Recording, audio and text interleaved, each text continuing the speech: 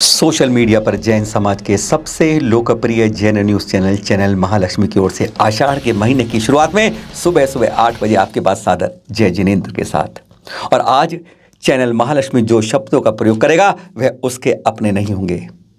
हमने गूंथा है केवल उन शब्दों को इस माला के रूप में जो हमें आचार्य श्री प्रसन्न सागर जी की लेखनी से मिले हैं।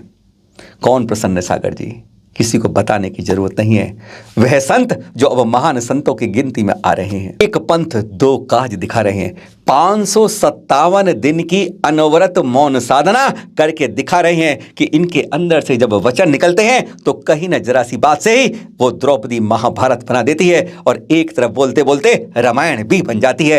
यह रामायण और महाभारत बनना केवल इस जुबान का काम है और मौन व्रत इसकी उत्तम साधना का परिणाम दिखता है। और जब इसके साथ वचन हो गया और काय के लिए सिंह निष्कृत व्रत 496 दिन व्रत रखना और 61 दिन की पारणा, और जब दोनों मिल जाएं तो कहते हैं कमाल हो जाता है। यही तो दिखाया उन्होंने।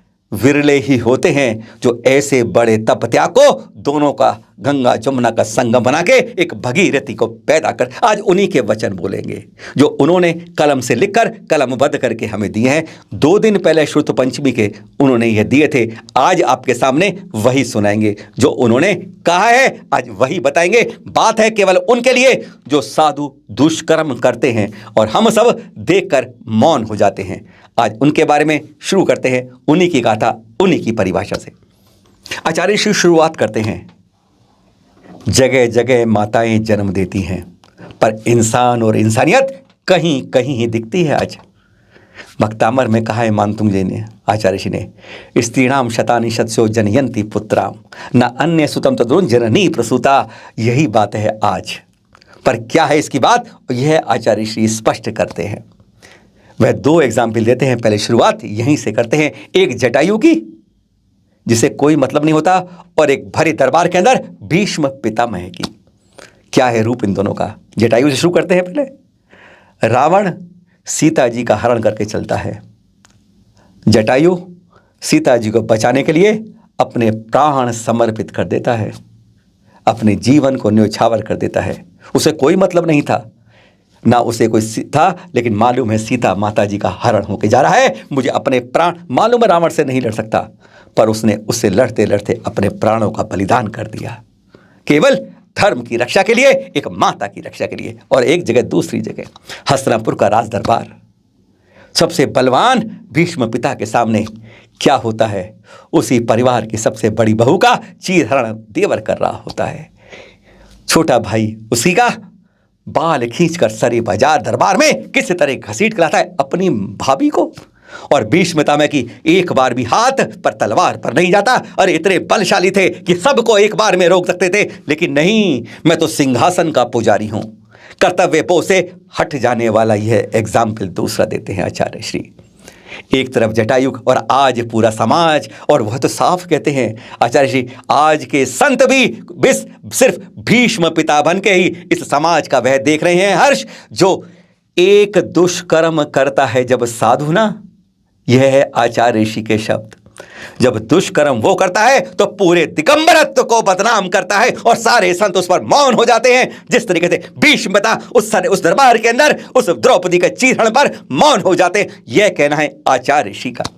आचार्य ऋषि स्पष्ट कहते हैं उन संतों से, विद्वानों से, वो कहते हैं ये उनको बात मेरी पसंद नहीं आएगी जो बातों के बादशाह बनते हैं, तो समाज में चम्मच का काम। हम विश्लेषण नहीं करें इन बातों का, विश्लेषण आप करिए क्योंकि संकेत बहुत गंभीर है।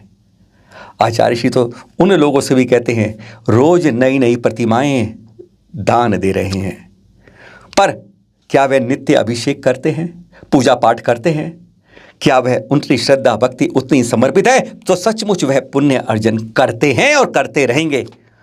पर बाकी क्या करते हैं? केवल दान देकर यह प्रतिमाएं, वह वास्तव में, उनका आचार्य जी कहना है कि वह अपने हाथों से अपने पैरों पर ही कुल्हाड़ी मारने का काम करते हैं।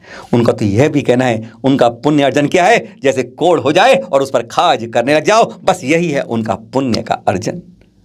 आचार्य श्री इस समय गंभीर है, इस समय उस बात के ऊपर कि आज दुष्कर्म जब कोई संत अपने उस दिगंबरत्व में करता है तो पूरे ही समाज को बदनाम करता है और सारी लाज को एक बार में ताक पर रख देता है। इसके लिए दोषी वो नहीं होता जो उसको बताता है, मुखरित होता है। अरे दोषी तो वह होता है जो उसको मूक दर्शन बनकर चुप हो जाता है और कष्ट तो उसको बताने लगने के लिए दबाने की बात करते हैं। आचार्य जी स्पष्ट करते हैं इस बारे में, एक लाइन में साफ कहते हैं, अगर दिगंबरत्व के रूप में कोई आंच आती है, अगर कोई दोषी दुष्कर्मी आता है तो उसकी जरूर दीक्षा छेदन होना चाहिए।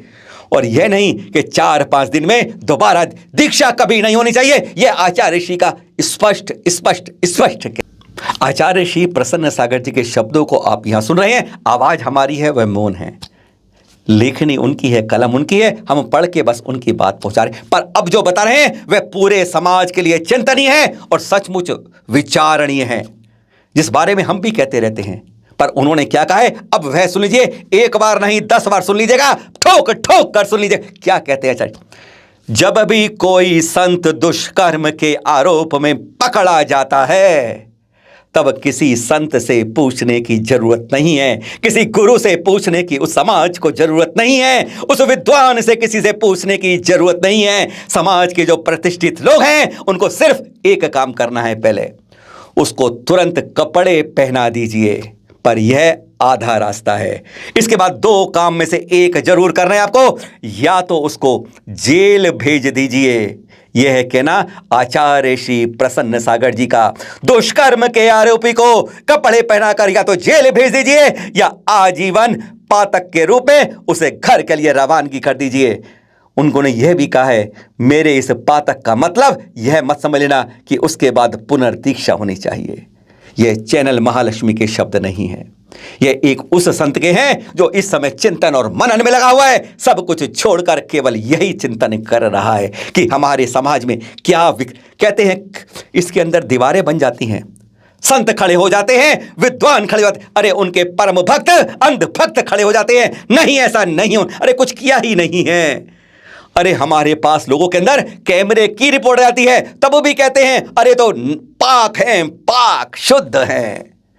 पर संतों के साथ ऐसे जो दुष्कर्मी हैं उनके साथ संत नहीं लगाना चाहिए, यह कहना है आचार्य श्री का। उस समाज को दोबारा सुन लीजिए, तुरंत उस दुष्कर्मी के आरोपी को कपड़े पहनाने चाहिए, या तो उसको फिर सीधा जेल भेज देने चाहिए या आजीवन के लिए पातक समझकर घर की टिकट कटवा देनी चाहिए।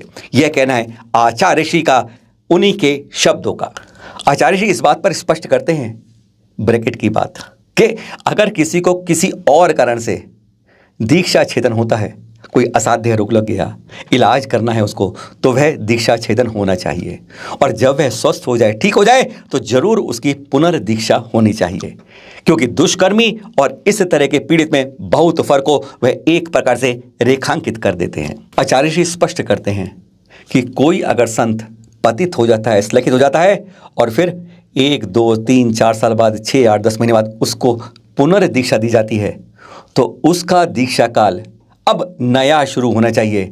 यह नहीं कि 20 साल की पुरानी दीक्षा को जोड़कर फिर 21 साल की बना देनी चाहिए। आचार्य श्री स्पष्ट करते हैं।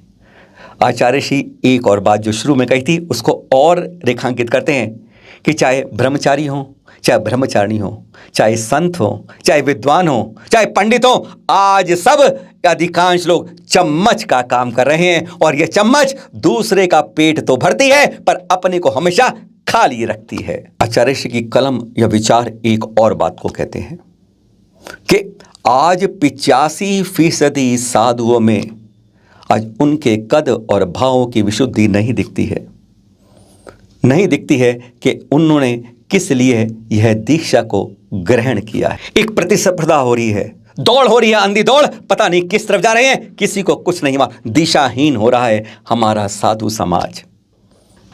आचार्य ऋषि तो यह तक कहते हैं, इन 10-15 सालों में धर्म को अब धर्म नहीं, एक व्यापार और धंधा बनाकर रख दिया है।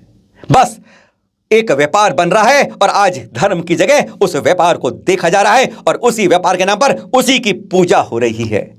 नहीं देखते हमारी श्रद्धा और भक्ति का है, वह शून्य हो जाती है और कितनी बोलियां बनकर उसको व्यापार के रूप में उस धर्म को आज धन के नाम से ही बेचा और खरीदा जा रहा है। आचार्य श्री ने कुछ को सराहा भी दो को सराहया, एक का नाम बता देते हैं। उन्होंने स्पष्ट कहा, कलकत्ता के दिशा बोध के संपादक चिरंजी लाल बगड़ा जी।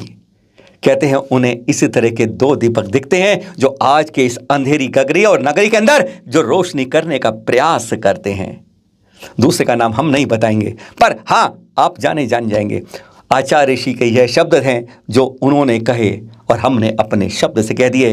557 दिन की जब मौन साधना खत्म होगी तो आप ये बेबाक बात उनके मुख से भी सुन सकेंगे। आज आपके बीच में आए केवल यही बताने के लिए कि दुष्कर्मी को उचित सजा देने का कर्तव्य बन जाता है उस समाज का जहां पर यह इस तरह का आरोप दिख जाता है। मत जाइए उसके गुरु के पास।